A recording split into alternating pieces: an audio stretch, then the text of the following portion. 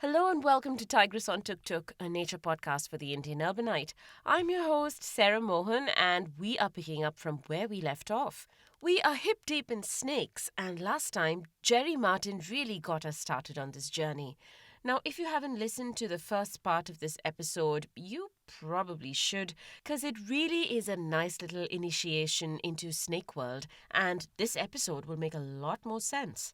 Today, we are going to dig deeper, slither further into this snake pit. On this episode, Gerry will tell us a bit more about all the amazing snake research that he's spearheading. We meet Gnaneswar, who is a snake expert and a lover of all things reptilian, from ever since he can remember. He is a project coordinator with the Madras Crock Bank and works on a bunch of snake-related projects across the country. I really was lucky to even get this interview and catch him between his crazy travels to some of the remotest parts of the country. But we begin with a snake walk and speak with Kali, a member of the Irula tribe known for their mastery of snake tracking and catching. So originally, all I'd wanted was to see snakes in the wild, go for a walk with someone from the Irula community and make an episode on that for the podcast. But then I discovered there was so much more to the story. I knew diddly squat about snakes, the big four, how this ginormous problem of snakebite is such a neglected issue in India, and how it's best for everyone involved if we changed the way we deal with snakes. So that's when I decided to go meet people like Gerry and Gnaneswar, and whatever I saw and learned blew my brains out. And now, of course, here we are talking about all of it on this two-part episode. So yeah, this snake walk was kind of the beginning of my snake story, even though it's in part 2. Alright, ready to run after some snakes? Yeah? Cool.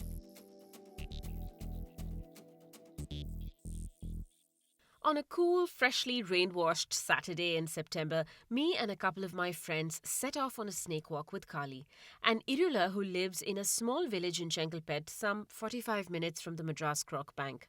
I'd met him and his wife Alamelu a couple of weeks before, and he'd sort of told me what to expect. The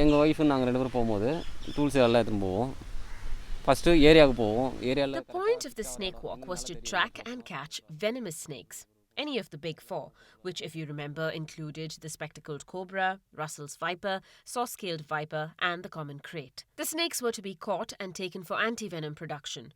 But Kali also warned me that it was quite possible for us to not see a single snake. So, with low expectations, my trusty field recorder, and my ever-indulgent friends who also served as extra hands for taking pictures and videos, we drove with Kali and Alamelu to a vast expanse of land close to their home. It was a mosaic habitat, mostly agricultural. You can hear the farmer's tractor at work in the background. I always have something messing up my audio. That certainly adds character, eh? The paddy fields were also dotted with unused, open, grassy clearings, dense hedgerows, and clumps of trees. Perfect snake habitat. As soon as we stepped out of the car at about 7 a.m., we were greeted by a chorus of frogs reveling in the afterglow of the rains. It had rained until about 5 that morning. We walked around for about 15-20 minutes before Kalyana spotted our first snake for the day. Ooh.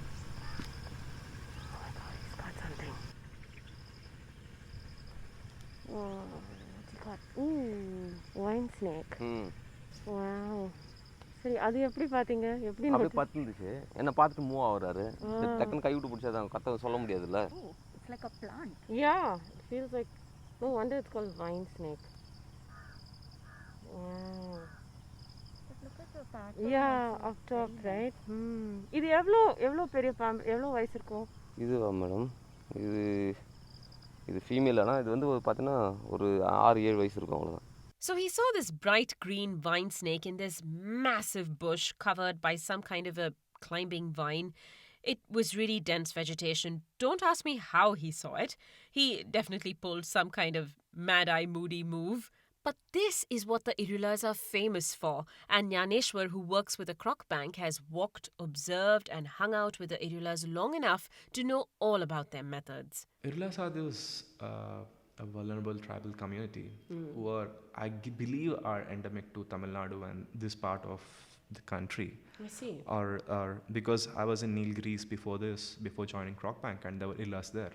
And their occupation was honey collecting and climbing up rocks. And there were Irulas who were living further down of Coimbatore and all, who were agricultural workers. I think the community itself is well diverse and it's very broadly split up. So, but the Irula community that is found in and around Crock Bank, which is in the districts of Chengalpet and Kanchipuram, they're known for snake catching skills. Earlier, I believe during the British rule, these people were catching snakes for leather industries. So ever since the British left and when the Wildlife Protection Act came in, all these people were literally jobless because you couldn't kill or catch snakes anymore for the sake of leather. So that's when I think that the new revolution of Irulas started working out, the new era of Irulas where they were catching snakes for milking venom to make antivenom. It's amazing because it's a huge man force that you can use, and it's also these are also these endemic ethnic tribes, and using them can only benefit both ways, for government and also for the people. You're right, yeah. So I think the Crock Bank Irula friendship started there when our founder Romulus Whittaker started exploring this idea of taking Irulas as lifesavers rather than snake hunters. Gerry too has worked with various Irula folk and has seen them in action. They're able to find tremendously cryptic clues. Right. And I remember when I first started walking out with the Irulas, I went out with Kali a few times, Sampath, who used to work with us, and another Irula named Mari, who used to work with us on the King Cobra project. And I was very blessed, I guess, because just being alone with them for a long time and working with them enabled me to sort of hone a few of my skills. Nowhere near what they can see or do or anything, but it just being in their company enabled me to track a little better. Most of the things that the Irula see, and point out to me, for example, I just see a blade of grass. That's it, and they're like, oh no, but this has gone here, and now look at that curve, and it's bent that way. So it's quite tremendous, and they're almost invariably right. The few, but you need to know which ones are really, really great, because unfortunately, the skill doesn't bring them the value that it used to. And they've had to, I think most of the Irula tribe are now working on daily wages and in construction sites. And it's a wisdom that's being lost. Like most Irulas, Kaliana started working with snakes with his father when he was 7 years old. From then on, he's honed the skill of tracking, catching, handling snakes, and really understands how different species behave and what kind of clues to look for while out tracking. நான் சின்ன வயசில் நான் பிடிக்கும் போதெல்லாம் 7 வயசு எனக்கு பாம்பு பிடிக்கும் போதெல்லாம் 7 வயசுலேருந்து அப்பா கூட போனேன். அப்பா கூட போயிட்டு நிறைய பைட் வாங்கியிருக்கேன். ஸ்னேக் பைட் ஆகிட்டுருக்குது. எனக்கு நான் நிறைய வாட்டி கடி வாங்கியிருக்கிறேன். கடி வாங்கிட்டு அதுக்கப்புறம் என்ன பண்ணால் நானும் ஹாஸ்பிட்டல் அப்பா வந்து ட்ரீட்மெண்ட் நல்லா பண்ணுவார். டக்குன்னு என்ன பண்ணாங்கன்னா இந்த வேலை ஈஸியாக தானே ஆகுது, அது பாம்பு கடிக்குது ஈஸி தான். It certainly didn't come easy though. He's been bitten multiple times. His first venomous snake bite was from a saw-scaled viper. First டைமில் சாஸ்கேல் தான் பைட்டு. ஓகே. அதுக்கப்புறம் தான் கோப்ரா, அதுக்கப்புறம் ரசல் வைப்பர். இன்னும் கைட் பைட் ஆகல. நான் பிடிக்க ஆரம்பிக்கும் போது பார்த்தீங்கன்னா ஃபஸ்ட்டு ஒயின் ஸ்னேக்லேருந்து ஆரம்பித்தேன். அப்படியே ஒயின் ஸ்னேக் ஆரம்பித்தேன். அப்புறம் பார்த்து ஸ்ட்ரைப் கில் பேக் ஆரம்பித்தேன். அது கடிக்க ஆரம்பிக்கும். கொஞ்சம் கடி வாங்கினா கொஞ்சம் பயம் போகும். அதுக்கப்புறம் அதுக்கையில் கடி வாங்கினேன். அதுக்கையில் கடி வாங்கிட்டு சரி எனக்கு பிடிச்சி வெறுத்துச்சு. சரி அடுத்த பாம்பு போவோம். அடுத்த பாம்பில் நான் போவோம். So he started with harmless snakes, vine snakes, rat snakes, checkered keelbacks, got bitten scores of times. As he said, the more you get bitten, the less you're afraid, and then progressed to venomous snakes. When he was 20 years old, a cobra bite put him in a coma, and he's also been bitten by a Russell's viper, the most difficult to handle of the big four. But this taught him a great deal about the snake and its body language, cues he uses to this day. First வாட்டி கடி வாங்கிட்டு அப்படியே யோசனை பண்ணேன், நம்ம தப்பாக பிடிச்சி தான் இந்தமாதிரி கடி வாங்கிட்டோமா, சரி நம்ம நேரம் அவ்வளோதான், கரெக்டான தப்பான நேரம், நம்ம எதுவும் பண்ண முடியாது அப்படின்னு சொல்லிட்டு விட்டாச்சு. அதுக்கப்புறம் நான் பண்ணேன், இப்போ திரும்பி பிடிக்கும் போது நான் அதை இப்போவும் ஃபாலோ பண்ணுறேன். இந்த பாம்பு பிடிச்சா அப்படி கடிக்குது, இப்படி பிடிச்சா அப்படி கடிக்குது. அதனால் நம்ம எவ்வளோ டெக்னிக்காக பிடிக்கணுமோ அவ்வளோ நேக்காக பிடிச்சா தான் அந்த பாம்பு கடிக்காதுன்னு. On our walk, we saw him do this firsthand. There we were waiting on this narrow path when we spotted Kali coming out of a clump of bushes on the edge of an inundated field. In his hand was a large, gorgeous Russell's viper, about 4 or 5 feet long, I think. I didn't exactly get out the tape measure, he spotted the viper just sitting quietly in some grassy undergrowth. Now, this is very typical Russell's viper behaviour. These snakes do not really crawl into rat holes or termite mounds. They are ambush predators, meaning they just find a spot and sit and wait, relying entirely on camouflage to stay hidden to their prey. When a rat or some other delicious small mammaled morsel goes past, boom, a strike at lightning speed, and that's that. Of course, the Russell's viper, like all other snakes, is not sitting there waiting for humans to walk by. But unlike, say, a cobra, which would instantly try to flee from an approaching human, the Russell's viper would just sit tight. Its strategy is to use camouflage even as a defense mechanism, and if the passerby left it alone and carried on, that's it, no harm done. But what usually happens is that people spot one, decide to mess with it, or worse, they don't see it at all and step on it. Things don't go too well, either for the snake or the human, or both. Anyway, in this case, thankfully, Kaliana's well-trained eye spotted the snake and he knew exactly what to do. That's a nice venomous snake there. Russell's viper. Is that venomous? Extremely. And super aggressive snake. Notice the things I'm saying. Super aggressive snake. I even call the poor thing awful. Yeah, this Oh, one's they're got the so worst trusting, reputation. Yeah, he said it. Yeah, you heard him.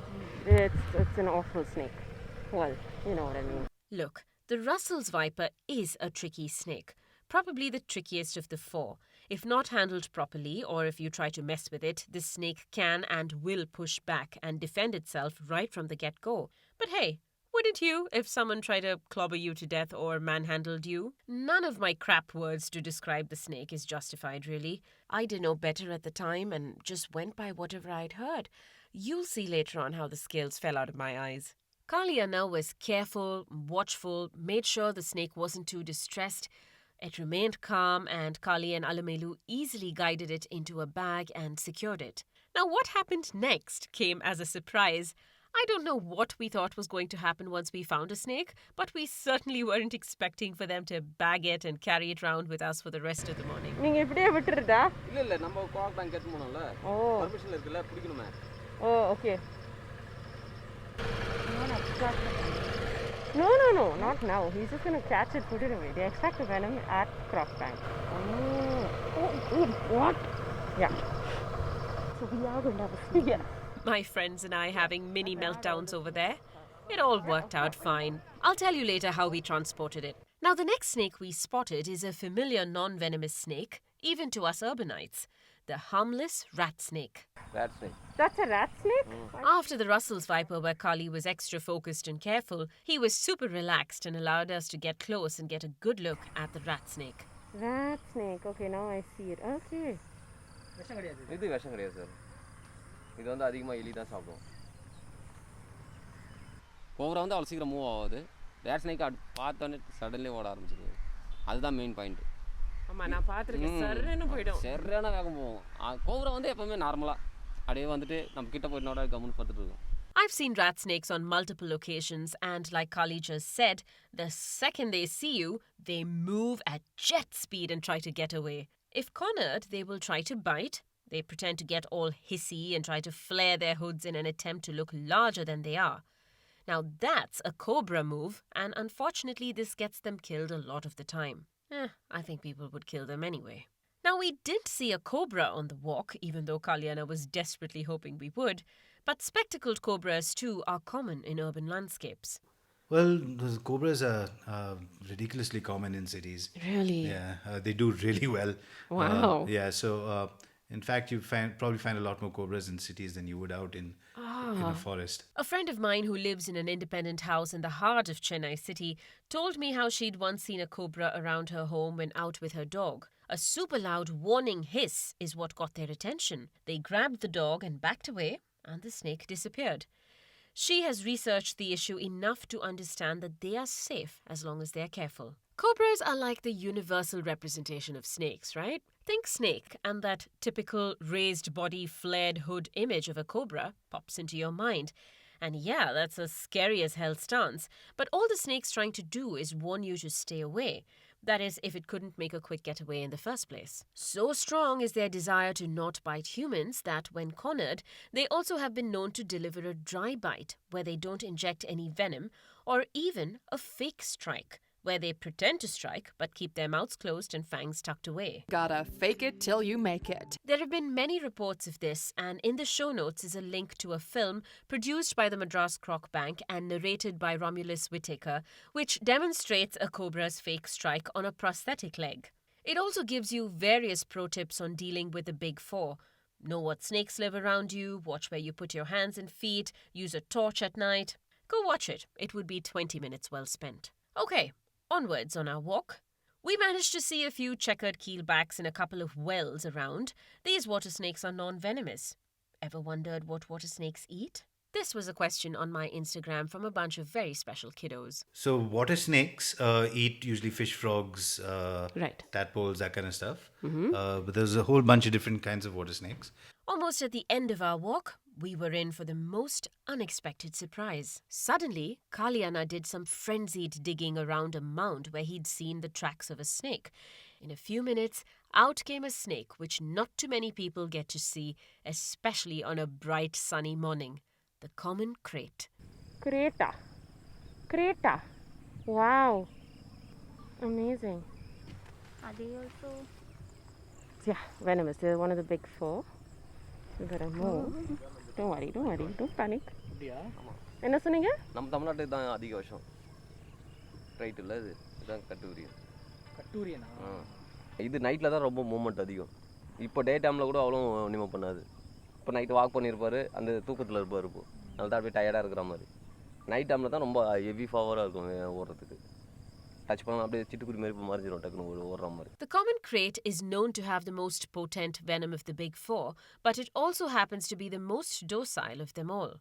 Actually, it's the only venomous snake that Kaliana has never been bitten by, probably why it's his favorite. It's such a chilled out snake. I mean, it just sat there, wound around Kaliana's stick. We oohed and ahed to our heart's content, and then he easily secured it inside a bag. No fuss, no drama. It is a nocturnal snake, and perhaps we caught it when it was half asleep. At night time, it is a different snake altogether. Super fast and agile. Blink and it's gone. Most crate bites happen at night time, especially among people who sleep on the ground outdoors. It's known to inflict a seemingly painless bite, and I've even heard people say that it kills you by licking you.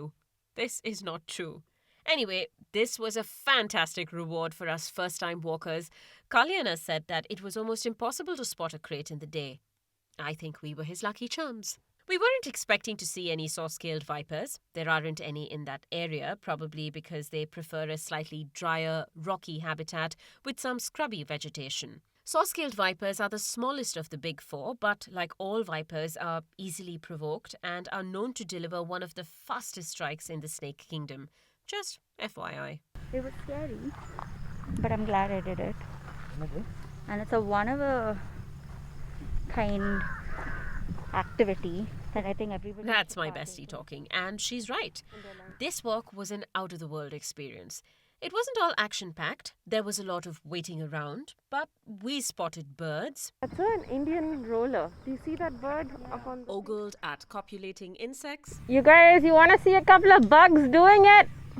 And examined freshly molted snake skin, which Kaliana found in a bush. Touch பண்ணலாமா?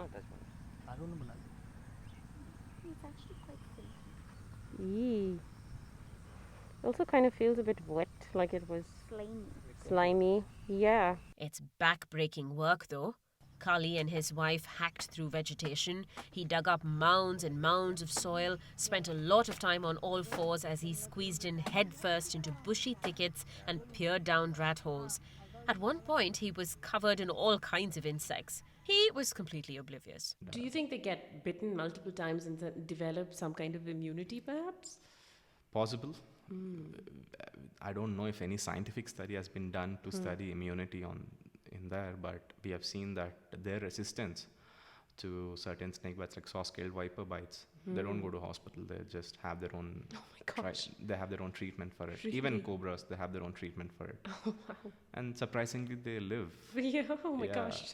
So I think they have, over the ages, because it's a community that has been living very closely with snakes. Generation-wise, they must have induced some sort of immunity. And what about the fear factor? Do you think that just... Oh no, for them they're zero? puppies. Oh my god. I don't think they have Right. any fear for snakes. They're They're saying very puppies. relaxed. It's for them. It's like cutting plants or cutting. They just talk to each other and sort of bag the snake. And they're attentive. Yes. They're attentive, but it's become so common in their daily practices that it's just another day for them to catch snakes. And We spent close to 3 hours and found 6 snakes in total. The non-venomous snakes were only caught for our benefit and he released them right back. The crate and the Russell's viper were of course secured in cozy canvas bags. And then Alamelu gently slipped them into her backpack and walked around like a college kid. Not a care in the world. Oh my god, she just put it in her backpack. Bag kulla irukuma adu. Wow. Oh my god. வெளியில வராதா? No, it won't come out of that bag, but she's amazing. He just puts it in the canvas bag and Almeluaka just backpack and They I'm went. like, what? And then we went back in our car. So Yeah. it's like snakes in a car. This is our snakes on a plane moment. yeah, it's a bit risky, but they know what they're doing. Yeah. Most of people who rescue snakes are recommended not to do that. It's something that we tell rescuers, but these people have been catching snakes for generations and generations, and they know what they're doing. Okay, so from here, the snakes get taken to the Irula Cooperative, which is on the same premises as the Madras Crock Bank. The cooperative started with a bunch of Irula people who wanted to make a life living, and then ROM helped them to establish this centralized community society where they can catch snakes with the help of forest department permissions, and they can sell the venom to manufacturers with the help of Ministry of or Commissionerate of Industries and Commerce. Ever since 80s they were functioning. The permissions are given by the forest department to catch snakes, and the Irulas catch snakes from 2 specific districts, and they bring it to the pit. They milk the venom out of individual snakes. They only bring venomous snakes, and each snake is milked 4 times with a week as an interval. So they keep the animal for 4 weeks, and they again release it back. So the venom that is collected is processed and is sold to the Antivenom manufacturers, the pharmaceutical companies. The 90% of venom needs come from Irula Cooperative. Oh, wow. It's just because the sheer number of snakes that they can bring in, and they have a huge dedicated community for this. Right. So are there any other state in India that does even like a little bit of contribution in terms of producing antivenom? Yeah, there are certain places. I think there is Hafkin Institute in Maharashtra. There might be one more snake venom collection center up in north, but none of them actually function the way Irula Cooperative function. Right. How many Irulas do you think are working? I'm sure the community is larger. Not Yeah. all of them are still into snake catching, right? I suspect most of them are into snake catching. It's mainly because the thing is they make money. If you catch a snake, you get paid this much. Okay. So almost every other community or every other family gets a license to catch snake. In the license, they can catch 4 specific snakes. I'm not sure exactly how many people are there, but I guess around 400-500 families are involved in this. And then almost everyone catches and brings snakes. They only get permissions for 5 months in a year. They don't catch throughout the year.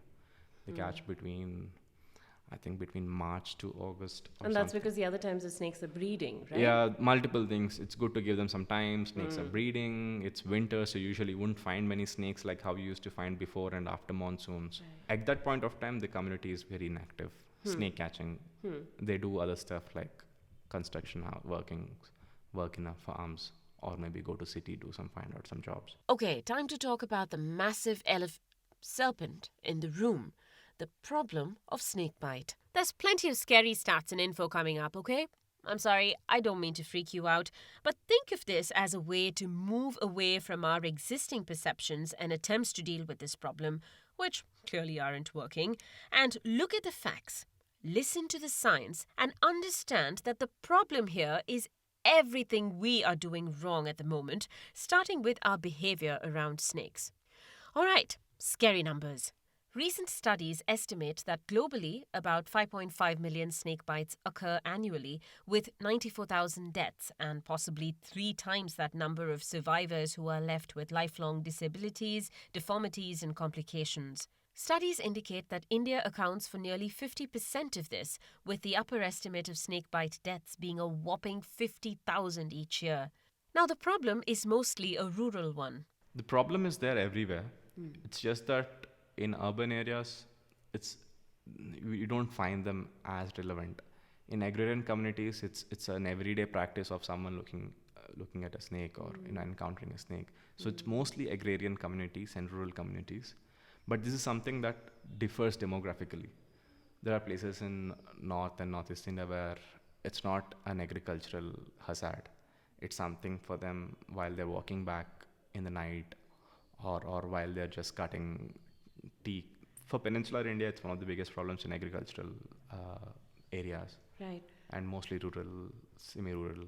Urban, yes, you find snakes everywhere. Sure. Just caught one snake yesterday from Bangalore, so it's like, so it's there. Snakes are everywhere. They are very hardy animals. They live everywhere. But the incident of snakebite is not a common thing in the cities. So, in 2017, the World Health Organization added snakebite back onto the high priority list of neglected tropical diseases and called for snakebite deaths to be halved by 2030.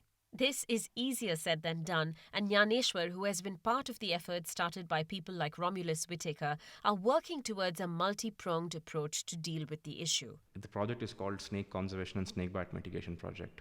Okay. So to achieve snake conservation, we need to tell people that we just can't tell don't kill snakes. Yeah. We need to educate them about how to prevent snakes. So if they are able to ignore snakes from their everyday practices, it's snake conservation ultimately. The project actually started as a initiative. So Rom has been working for snakebite mitigation for ages now. It's been 3 decades of him working on it. Crock Bank as a project dedicatedly started working on snake bites, I think, since 2015.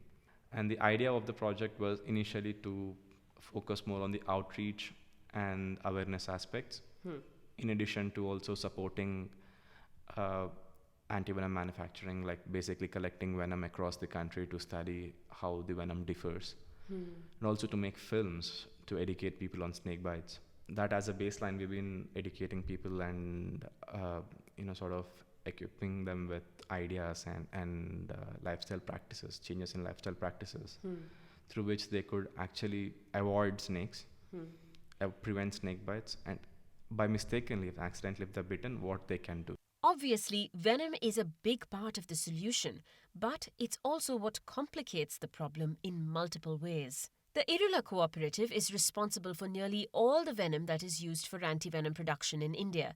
There are a bunch of manufacturers across the country who do this. A simple explanation of the process is that a mixture of venoms collected from the big four is injected in small doses into mammals. In India, horses are used. And the antibodies that are produced in response are collected and sold as a polyvalent antivenom to treat snake bites all over India and technically should help with bites from any of the big four, right? Wrong. Venom is such a very complex substance that it differs regionally among the same species of snake. For example, Russell's viper. Okay. The venom that is produced by Russell's viper in South India is very different to the venom that Russell's viper produces in North India or Northeast India. Wow. Or Northwest India. So we are trying to study how much does it differ and the differing factors, are they medically significant? Because antivenom in India, at least the majority of the antivenom, is made only from the venom that was milked from snakes caught out of Tamil Nadu. Right. So by that logic, antivenom is not representing pan-India because snakes' venom differs across India. So we are trying to understand if what can be done to sort of understand how to make a pan-Indian representative antivenom, or at least region-specific antivenoms if we know how to identify the regions. Rom, Gerry, and others have been involved in initial studies which show how venom from the same snake species differs from region to region. It's crucial that governments prioritize this and push for better antivenom production because right now the methods we use are not top-notch. And a lot of it is because the only place they get venom from is the Irula Cooperative. And the Irula Cooperative produces really poor quality venom. Very poor quality venom, and it's obsolete in how they handle and produce the venom and process it and stuff. It's also tremendously unecological because they're collecting snakes from the wild constantly and then just releasing them all in one shot in some other place. So most of the snakes will die. Now, the other issue with venom is our blinkered focus. So until recently, it was thought that the big four were the only snakes that were medically significant in the country. And that's not true. And the problem with that is that the mentality is, okay, fine, so we have to deal with the big four and nothing else. Now, in the early 2000s, there was a hospital in Kerala called the Little Flower Hospital. There was recording and reporting a very high number of saw-scale viper bites. Okay. And two issues with that were there shouldn't have been saw-scale vipers in that region. And secondly, the bites were all, the cases were all pointing to renal failure. And saw-scale viper venom is not known to cause renal failure. So the first discovery of any snake that was medically significant and not one of the big four was the hump-nosed pit viper from that hospital in Kerala. So it turned out, because the whole big four thing, the doctors there saw a small brown snake causing very fatal similar. symptoms, must be a saw-scale viper. I see. So there's still no antivenom for the hump-nosed pit viper. Okay. But doctors can apparently work symptomatically to help patients get through. But it again depends on how long and how bad the bite is. In places like the northeast of India and the Andaman Islands, there are none of the big four. There are still people dying from snakebite, right? So if we cannot think about snakebite as a political boundary thing. It needs to be very regional and it needs to be very based on what snakes are there. And unfortunately, that's not happening yet. So last year, Gnaneswar travelled to 17 different states in the country, jumping from one snake project to the next to understand the many aspects of snakebite. He was telling me about some of the stuff he'd seen on these trips, and man, we really ought to be going full steam ahead on this antivenom business. The idea was to understand how snakebite, the concept of snakebite, differs from region to region. I've seen how it is in South India or in parts of Central India.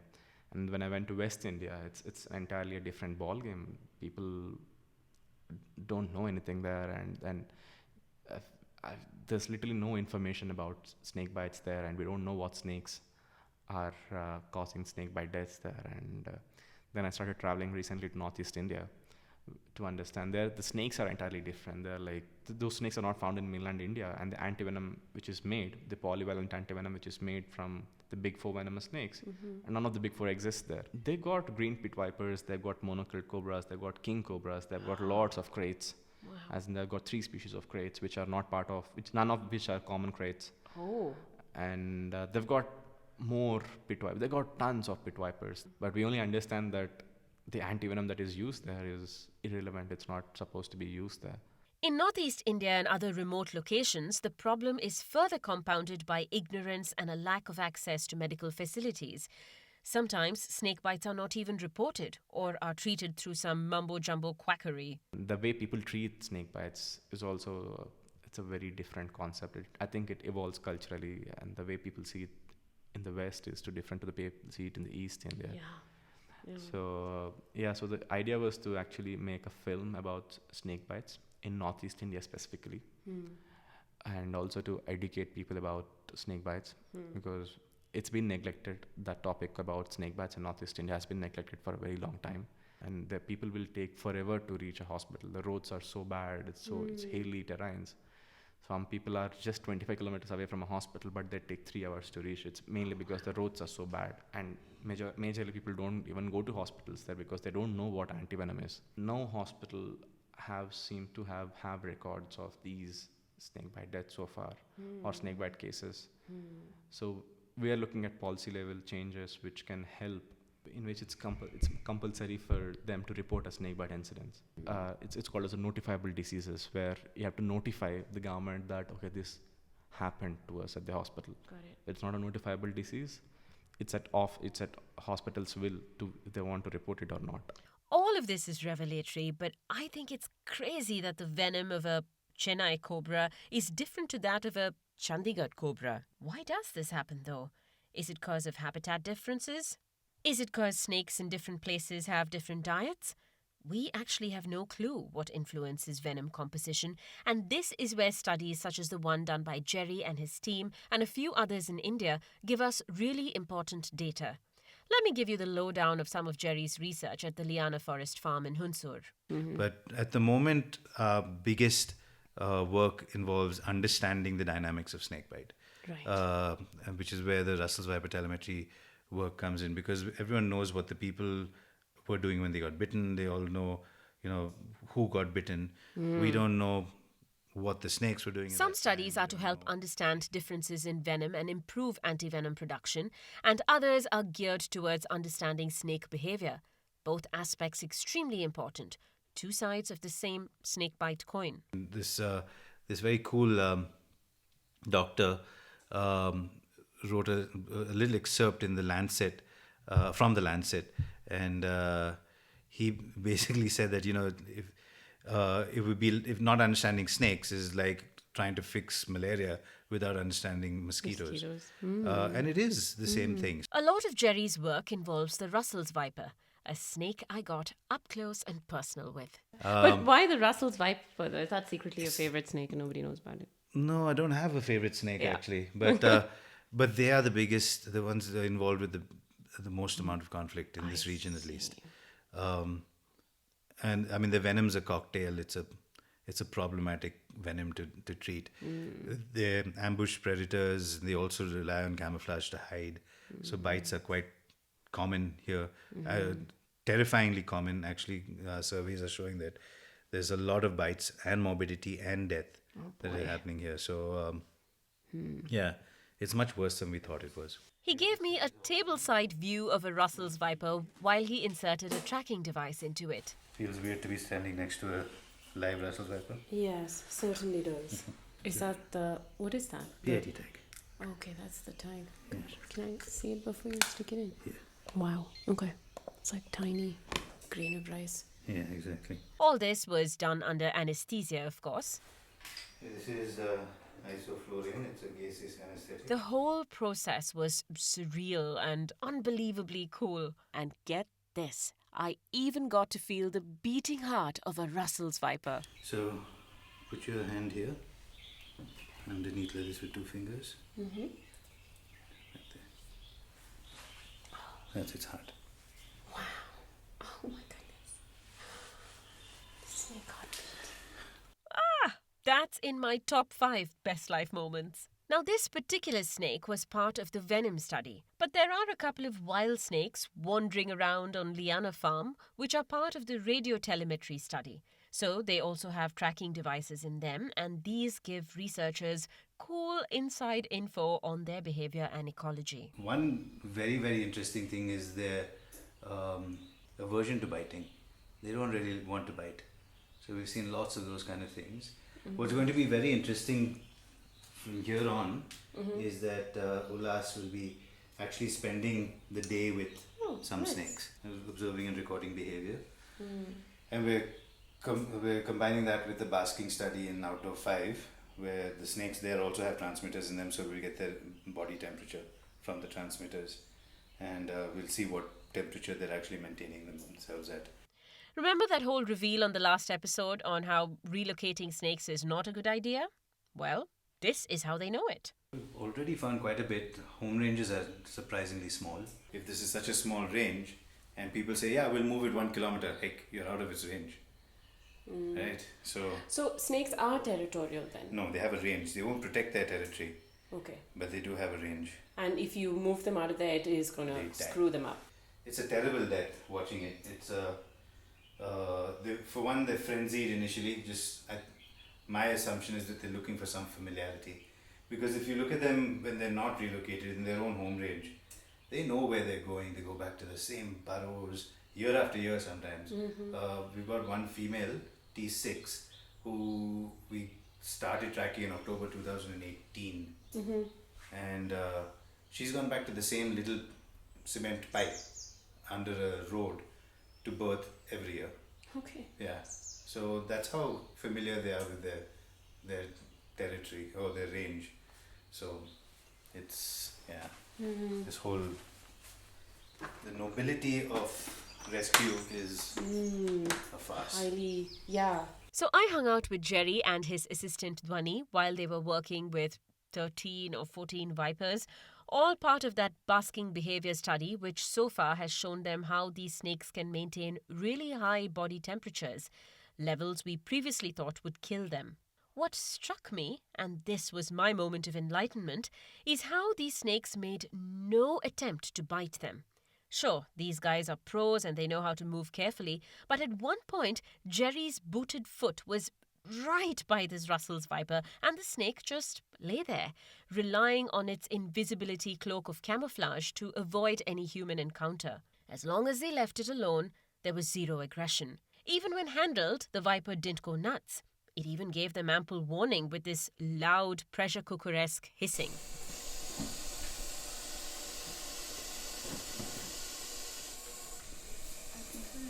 Having a lot of Russell's vipers around is like having a minefield, yes. You need to just watch where you're going, and you will be safe if you're watching where you're going, but you need to watch where you're going. The other snakes, like cobras and all that stuff that get out of your way, right? They're not dangerous at all. You really need to do something stupid to, and so, right? They make it sound like things like the vipers really do sort of like lash out and... you've seen these guys, they're like, let me go. Yes. In snake parlance. Yeah. They're not biting and striking or anything. It's just like, leave me alone. Yeah. Yeah. So, and I'd hate to hear the vocabulary that they're using, but all they want to do is be left alone. Gerry and his team are also studying kraits and what triggers them into biting, and have even begun work with king cobras. It's groundbreaking stuff that's going on there. But you know what? I think doing all this research and figuring out snakes is the easier battle. How to deal with people's mindsets and prejudices?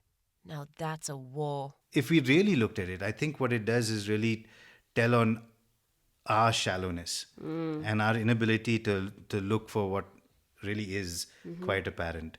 And it's because of the stigma that a few people have been able to capitalize on it. And everything from snake charmers to television. When it comes to working with snakes, it's a very different dynamic. Right. And it's always, this is the most dangerous snake in the world. It's not. Yeah. So for example, even our messaging, and the words we use. So people who are ostensibly dedicated to snake conservation and changing people's mindsets will call a snake aggressive. Now, aggressive means I come over to you and I slug you in the face, right? No snake does that. But there are some snakes that are much better at defending themselves than others, and some snakes that take less shit than others. You know what else adds to the crappy mindset we have about snakes? Myths and superstitions. In fact, I had a whole load of people on my Instagram asking questions about it. Are you ready for all the myths, mostly courtesy the Indian film industry? I'm sure you've heard this 1,000 times, all of these, but does it still piss you off? No, doesn't I'm just wise and old now, so yeah. Okay, so Dharni says there's this myth where if you've killed a snake, you can then repent for it by doing a milk abhishekam, basically pouring milk onto a deity and doing some kind of puja. And then there's all the Nagin movies which talk about this priceless, powerful diamond wedged inside a cobra's forehead, and then you kill the thing and gouge the thing out, and then you're like, you have this source of eternal life and power and what have you. Yes. There's that one. Then Teresa asks, is it true that cobras tend to remember who hurt them and try to attack them again? Because I've heard a lot of people say that if you don't kill the cobra, it'll come back and hurt you. Mutaya also asks, if someone kills a snake without a valid reason, another one would take revenge. Do they have memories? Do they even have a brain? Okay. To start with, they have a brain, and it seems to be a bit more evolved than ours, because they don't take revenge. Right. They don't. If you scare a snake, it learns from the experience and stays away, unlike us. I had to pay EMIs on my car, so if there was a diamond in Cobra's heads, it would be so much easier. And no, there is no diamond in Cobra's heads. You cannot do a puja. You can repent and do a puja, and if it makes you feel better, but clean up the milk, because I mean that's just unhygienic, spilling milk all over the place. Right. Snakes do not like milk. There's no place in the wild that a snake could get milk. I mean, right. Yeah. I mean, you just have these really uncomfortable cows in a meadow if snakes did like milk. That image, oh gosh. Yeah. But in fact, milk causes a lot of ulceration and oral stomatitis. I see. So all this stuff that, we see, the fact that a snake's drinking something as it liking it. But the reason it drinks is because it's a liquid that's being poured on it. Okay? And it's hot. Right? So you have all these videos now of people, pouring water onto a cobra's head or a king cobra's head, and everyone saying, oh, how noble of them. Look at this snake was thirsty. The snake would be much better off if you just let it be. Right. So, of course, Hollywood has its own gems like Anaconda and Snakes on a Plane. I'm not even going to get into those. But the Indian film industry, Bolly, Collie, Molly, Tolly, pretty much all of the woods, is collectively responsible for a lot of misinformation on snakes. I've tracked down snake films from the 1940s, and they are all pretty much different versions of the same nonsense. I get it. Watching Mallika Sherawat's shapeshift into a vengeful cobra is perhaps entertaining, but what do you do when people think that everything they see in the movies is real? Honestly, snakes have enough shit stacked up against them as it is. I know it's pretty hard to convince yourself that snakes are not evil or out to get you. I mean, it's generations worth of propaganda and prejudice that you're trying to get past. Plus, I know you're also thinking of people that you might know who've unfortunately been bitten. Gnaneswar has been involved in interviewing victims of snakebite from various places. As you can imagine, it's easier to educate or raise awareness about snakebite prevention before it happens. I don't hear people saying that it was our mistake or we didn't use a torchlight in the night. It's just that it takes a very loud amount of maturity to accept that, and at that point of time nobody will have that. Even if you're bitten or if your loved ones are bitten, it's hard to get that kind of understanding. There was a person who was extremely intoxicated. He drove on the bike and he saw a snake and fell on the snake, so he got bitten in that process. And sadly by Russell's viper. So now is he willing to accept that as his mistake? But he said that its snake was crossing when I was driving. So it's hard to sort of understand if people will ever sort of consider this as an accident. It was always a one-sided argument. We can't go and ask the snake, dude, what do you feel? Do you feel that it was his mistake? So be journalistic about this. Yeah. So it's just that we get to only interview the human side of it. Yeah. When we tell people that snakebite is an accident, before an accident happens, it's good. Like if you say that if you're driving, if you're intoxicated and driving, you're likely to fall off your bike. Before that, if you say, people will understand. You can't just go and tell to a fallen person that why did you drink? Of course. Yeah. So that's what the attitude has been for us, and that's what we've been trying to push and tell people that there are very easy ways of preventing snake bites. Gnaneswar also recollected the story of a 7-year-old boy who tragically encountered a snake while walking back home from school. Just minutes away from home, a Russell's viper fell out of a tree. Now, this is unusual because Russell's vipers don't usually climb into trees. Unfortunately, it fell on him, bit him on the waist, and the poor kid died even though they rushed him to a hospital. And what do you even say then to people like this? You know, Exactly. How do you break mindsets or work through mindsets? It's really hard. We tried, when I met the family, of course they were still in pain and they asked, what have we done to deserve this? You know, like it's hard to convince them to tell that this was an accident. It was of course an A accident. freak accident. Yeah, but then no one sees snakes and human interaction as an accident. They see snakes in a villainous manner, especially in villages. Yeah. That has been portrayed culturally towards people from a very long time, and then even movies has played a bad role. Yeah. It was hard to convince these families to say that it's an accident. It was more of agreeing to what they say and just helping them to sort of soothe their feelings away and say that, okay, this might have happened accidentally. Be careful from next time, use a torchlight. And it's hard to convince them, but these stories we used as a tool to tell other communities that, see, this could have happened, this can happen. Freak accidents like that are horrible and there's no getting over it. But that's not what goes down 99.99% of the time. You and I, living in a city, encounter snakes very differently on the rare occasions that we do. It's the same message I tell everybody that snakes are not villainous animals.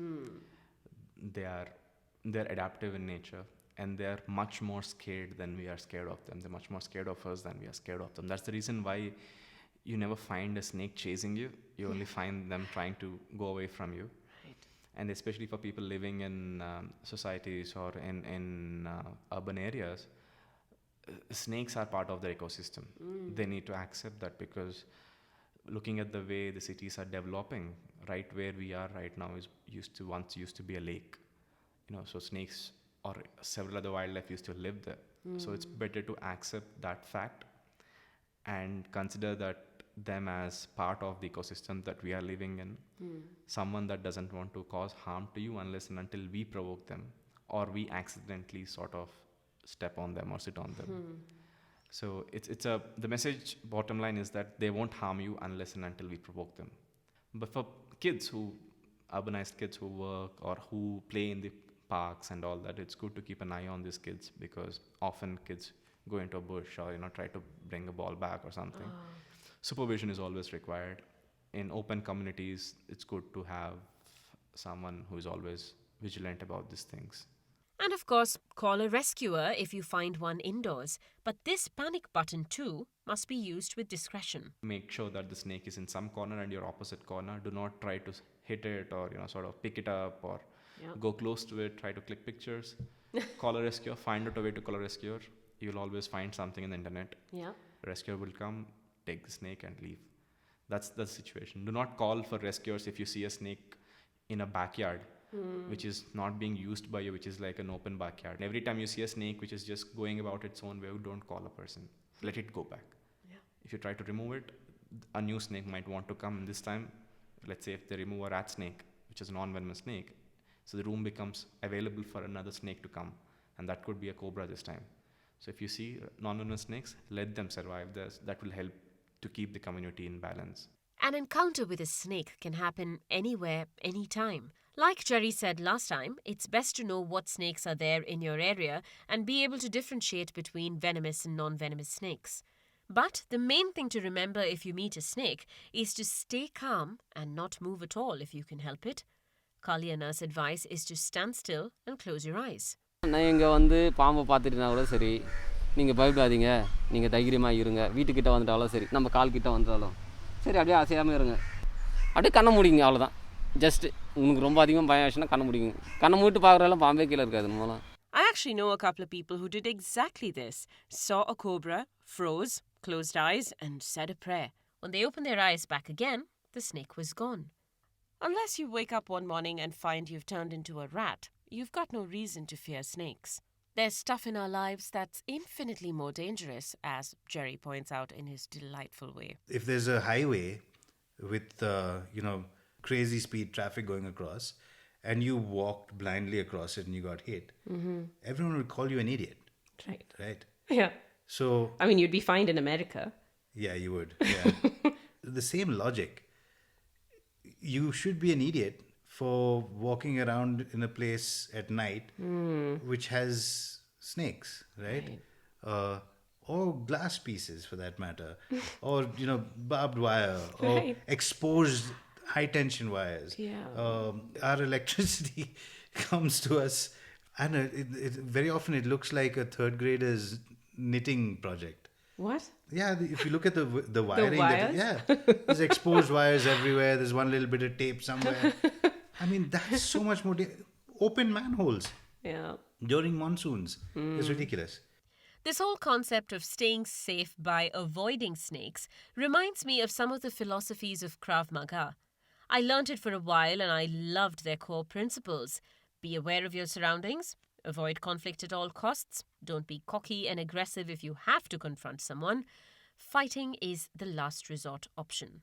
And in a snaky situation, I'd equate fighting to calling a rescuer. But if you see a snake, I mean, just relate it to, say, you're walking back to your car, okay, and you see these two guys, all right, and they're really big and strapping and boisterous, all right, and they could be really dangerous, right? Do you go over to them with a hockey stick and club them on the head because they could be dangerous? Right. No, you don't. You stay away and you get into your car and you drive away, right?